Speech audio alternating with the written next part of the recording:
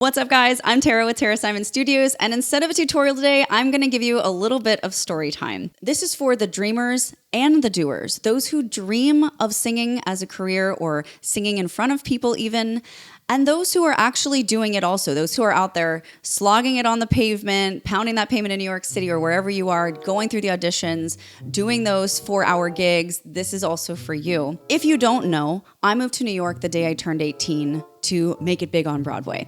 And I already went to performing arts high school, and I was always told, oh, your name's gonna be in lights, you're gonna be a star. And, I totally believed that and moved towards that. My entire life was this lead up to what I thought was gonna be that ultimate moment.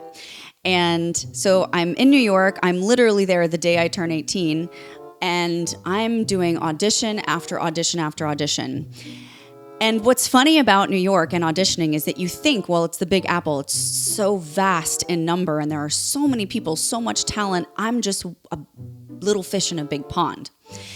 And that's not completely true, actually. I realized that as I went into these casting rooms and these audition spaces day in and day out, that I was kind of starting to recognize a lot of the same people. Now, for the bigger auditions, that were like the sensationalized one on Backstage, which is a newspaper where you go to get these audition notices and the address, and it's usually Ripley Greer in New York or some studio like that where you go to audition.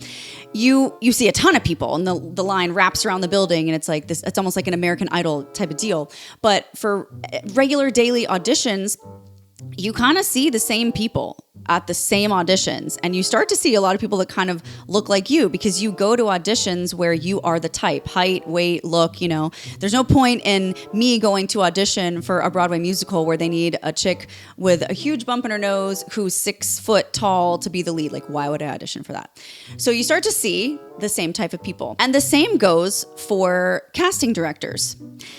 You start to see them too, and you start to realize there's not that many casting directors for all these shows. Like, they repeat casting directors. If I auditioned 5 days a week, which I did, and sometimes 6, my first year being up there, I auditioned in front of Bob Klein Casting and Bob Klein probably 4 out of those 5 days. And it got a little embarrassing after a while, because here's the thing. You have an audition book, right? You have a rep book. And so maybe I'm singing I Am Changing by the Dreamgirls for this one thing I'm auditioning for on a Tuesday. And there's something very similar that would work with that audition song on a Thursday. I don't know who's casting it really until I get there, or who's going to be auditioning me. And so I go and I sing that same song Thursday. Well, it's Bob Klein again. It's the same guy. Again, it's like Groundhog Day audition style. And it's a little funny, eventually you're just like, hi, again, I'm Tara Simon. You slate your piece and you audition. And you just walk out thinking, I could have just been like, hey, just think of the Tuesday one, and let me know if I'm good for the part. But you go in and you do the same thing over again. So as I'm auditioning, I'm also working as a personal trainer because I love fitness. And I was like, oh, I may as well not wait tables. I can make my own schedule being a personal trainer instead of someone giving me a shift. So I think that's probably better while I audition and wait to get my big break, right? So I'm finishing up a personal training session at the gym that I worked at in New York City.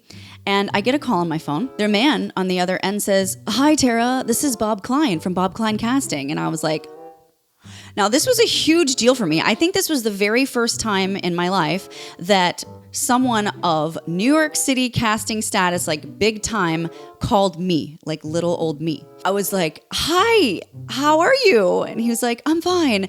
Listen, I want you to know that I notice you, and I know that you've been in front of my face multiple times a week for quite some time now.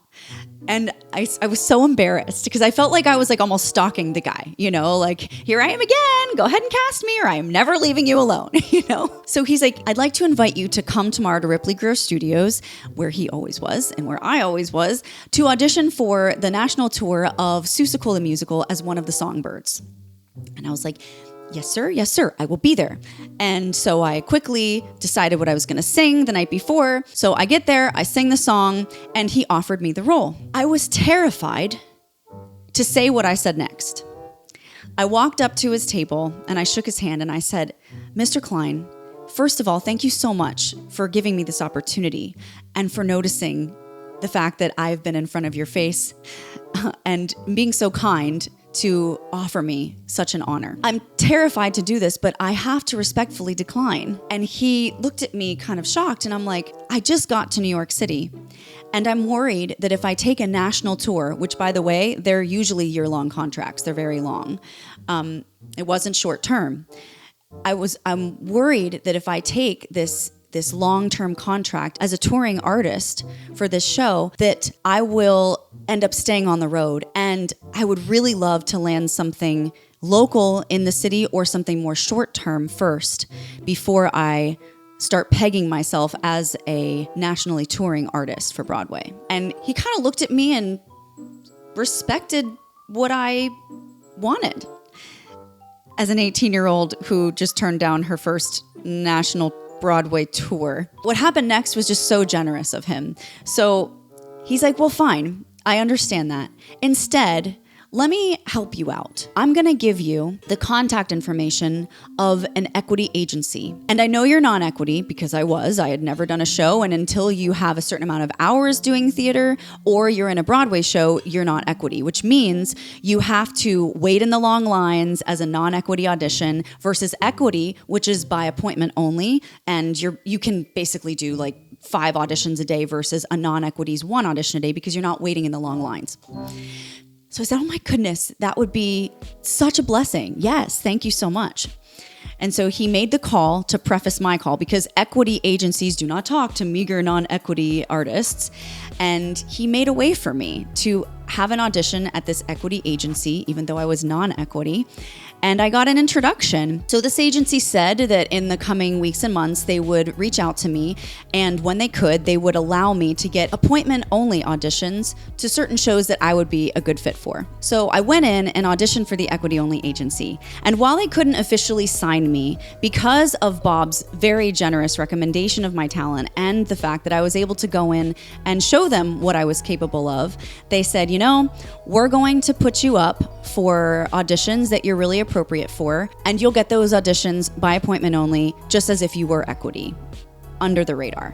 So really, it's in the consistency of just slogging it out every single day and showing up. One day, out of the blue, when you least expect it, when you're just doing what you're supposed to do, there's going to be a crack in the door or an opening of the window, and you better be ready to walk through it. I know that when you're watching stories like this on YouTube or on any other social media platform, the thought that goes through your mind instantly is, well, they're there and I'm here, and they're them and I'm me.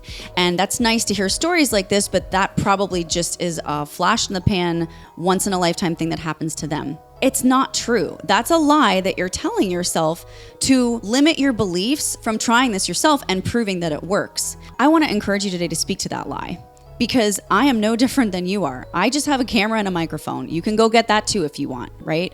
At some point along the way as adults, we forget about our dreams and we start getting really busy about doing things that are not the thing that light us up. And I think that's really sad. And I'm telling you this story today to encourage you to be consistent in that thing that you love every single day. Embarrass yourself even if you need to, like I did in front of Bob Klein, because I never forgot that man. And actually, he never forgot me either, because about 7 years ago, when I was pregnant with my son, I got a call from New York City at the request of Bob Klein if I wanted to submit a new musical they were testing to put on Broadway about Stevie Nicks. I was super sad to say I couldn't because they didn't want an 8.5-month pregnant woman waddling around on a Broadway stage. The fact that he remembered me after all those years, that really made an impact.